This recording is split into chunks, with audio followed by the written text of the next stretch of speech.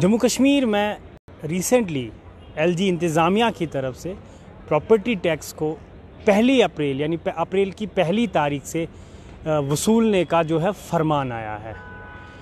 आज मेरे साथ आम आदमी पार्टी के युवा नेता महेश बख्शी है। महेश, मुझे बताएं क्या रद्द अमल है इस प्रॉपर्टी एक्ट टैक्स को लेके आम आदमी पार्टी का।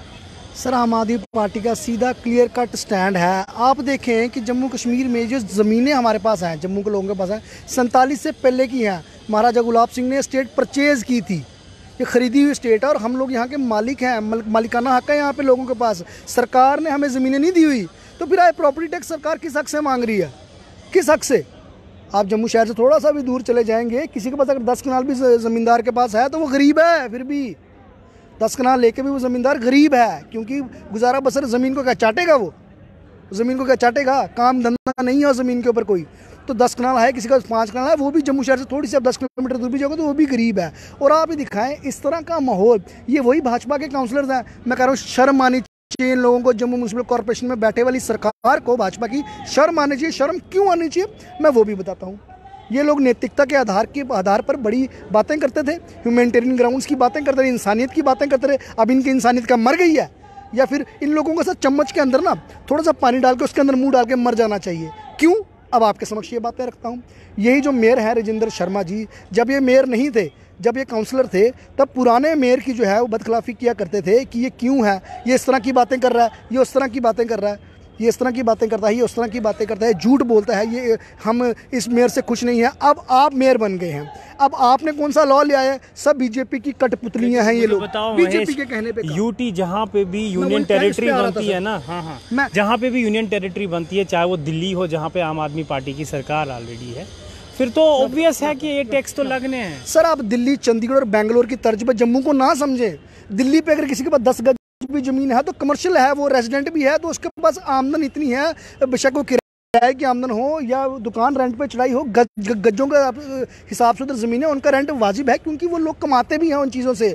अब जम्मू में कहाँ आप एक्सपेक्ट कर रहे हैं कि गज्जों के हिसाब से ज़मीन है?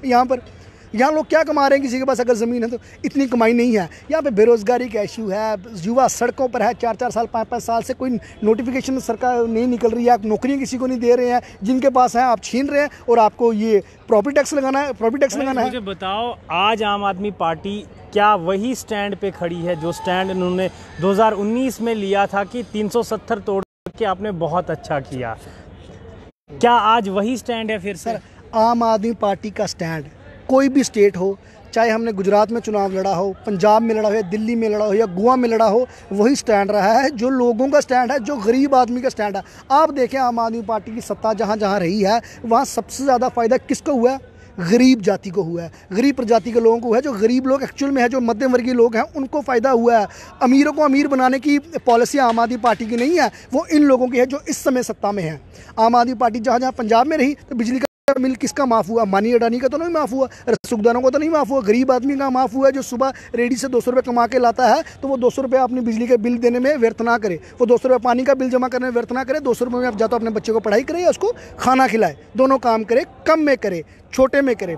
आम आदमी पार्टी की सत्ता जहाँ जहाँ आई है, वहाँ गरीब आदमी को फ़ायदा दिया। अब जम्मू के प्रॉपर्टी टैक्स के मुद्दे को मैं दोबारा आऊँ, आप देखें ना, प्रॉपर्टी टैक्स अब जम्मू पे लग रहा है। आपने जम्मू को दिया क्या है? जम्मू म्यूनसिपल कॉर्पोरेशन ने जम्मू के लोगों को जिनसे आप टैक्स वसूल रहे हो, आप इनको दे क्या रहे हो? आपको पता होगा सर, जिन्होंने पेट्स रखे हैं घर पे, इन लोग कह रहे हैं कि जाओ पुलिस थानों में उनकी वो कराओ, उनके भी टैक्स है, कुत्ता रखने पे टैक्स। लेकिन सेंटर के कवानीन तो लगने हैं। अगर आपका जो स्पेशल स्टेटस है वो खत्म हो गया तो सेंटर के कवानीन तो इम्प्लीमेंट होने हैं। चाहे फिर आप यहाँ पे लोगों को कुछ भी बेवकूफ़ बनाओ, लोगों को कुछ भी बोलो, इम्पोजिशन तो होना है। आप रिसेंटली इस ऑर्डर को अगर आप देखते हो ना, इस ऑर्डर में जो है गवर्नमेंट जो है वो इस ऑर्डर को लेके जब आई, आप यहाँ के म्यूनसिपल कॉरपोरेशन हो या श्रीनगर म्यूनसिपल कॉरपोरेशन हो, वो उसको डिले कर सकती है।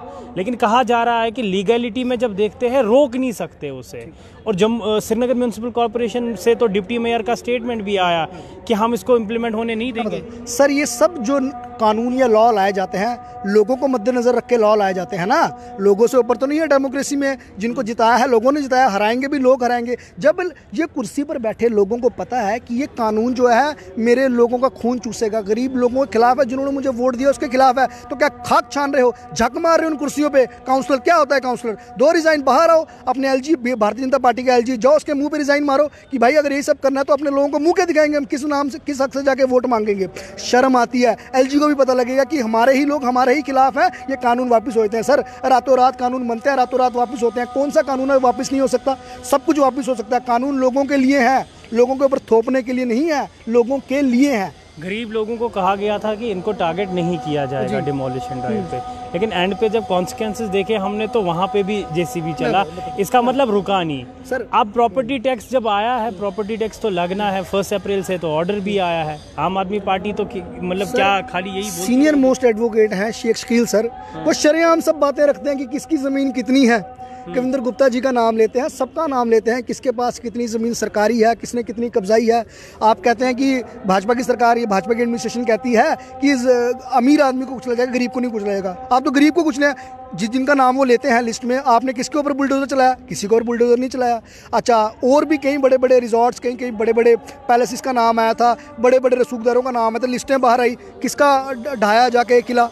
किसी का नहीं ढाया। ढाएंगे तो गरीब का ढाएंगे, मैं बताऊंगा सर। आप मुझे बोलेंगे तो व्हाट्सएप भी करूंगा। आरसपुरा में एक खोखा लगा था, उस खोखे वाले को समन आया है कि अपना 4x8 का खोखा तोड़ दे, ये डिमोलिश कर दिएगा। वो गरीब नहीं था क्या? वो गरीब नहीं था?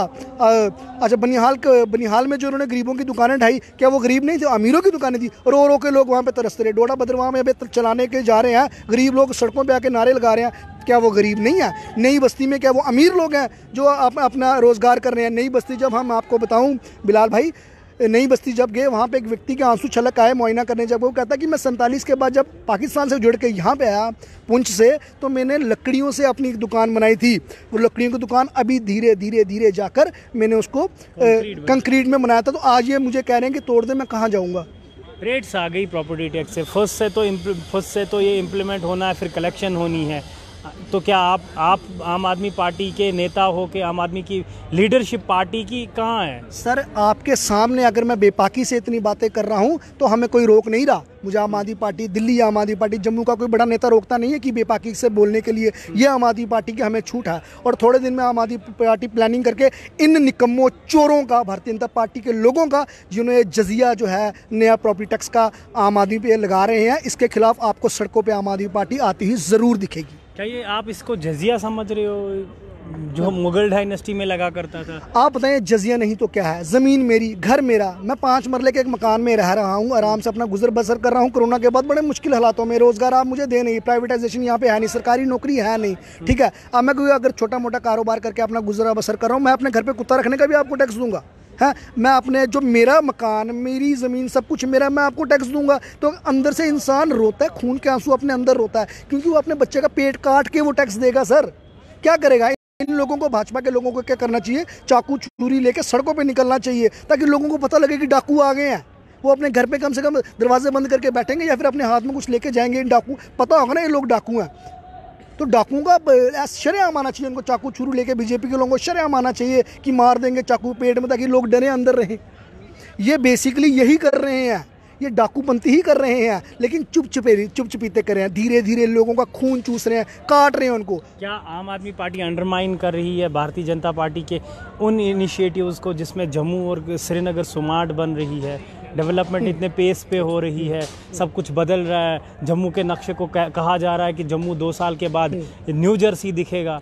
क्या उनको अंडरमाइन? सर, आप लाल जी, अभी हम बहु प्लाजा गांधीनगर के बीच में खड़े हैं। आप चलिए, गांधीनगर ही सबसे बड़ा पॉश इलाका माना जाता है जम्मू का, जम्मू कश्मीर का। जम्मू या कश्मीर में सबसे पॉश इलाका गांधीनगर माना जाता है। आप गांधीनगर चलें, 40-40 फुटे, 45-45 फुटे सड़कें थी। वो इन्होंने क्या किया, अपने ठेकेदारों को फायदा कराने के लिए 7 फुट एक साइड से छोटी कर दी, फुटपाथ बनाने के लिए 7 फुट एक साइड से, जहां पार्किंग उतरी, लोग रहते थे, चलते थे, इन्होंने सड़कें छोटी कर दी नजायज फुटपाथ बनाने के लिए। ठेकेदार भी भारतीय जनता पार्टी के थे? सर, अंडर द टेबल सब आपको पता कौन होता है। अच्छा, वो फुटपाथ तो इन्होंने बनाए, वो फुटपाथ भी आधे आधे छोड़े हुए हैं बनाकर, ताकि 6 महीने 4 महीने में बारिश आए, एक टाइल निकले, सारी टाइल निकले, फिर वो काम दोबारा चलता रहे। काहे की स्मार्ट सिटी बनने से किसी एक व्यक्ति को फायदा हुआ? फायदा ठेकेदारों को हुआ, और किसी व्यक्ति को फायदा हुआ स्मार्ट सिटी बनने से? और कौन सी स्मार्ट सिटी बना दी आपने, मुझे बताऊं? लाइटें आपकी आज भी नहीं जलती हैं, छोटी छोटी बातें हैं। स्मार्ट सिटी जजिया लगाने जा रहे हैं, प्रॉपर्टी टैक्स लगाने जा रहे हैं। स्मार्ट सिटी से क्या, अब क्या स्मार्ट सिटी का पैसा क्या मैं दूंगा? स्मार्ट सिटी का पैसा क्या मैं दूंगा? मेरे घर से पैसा लोगे स्मार्ट सिटी बनाने का?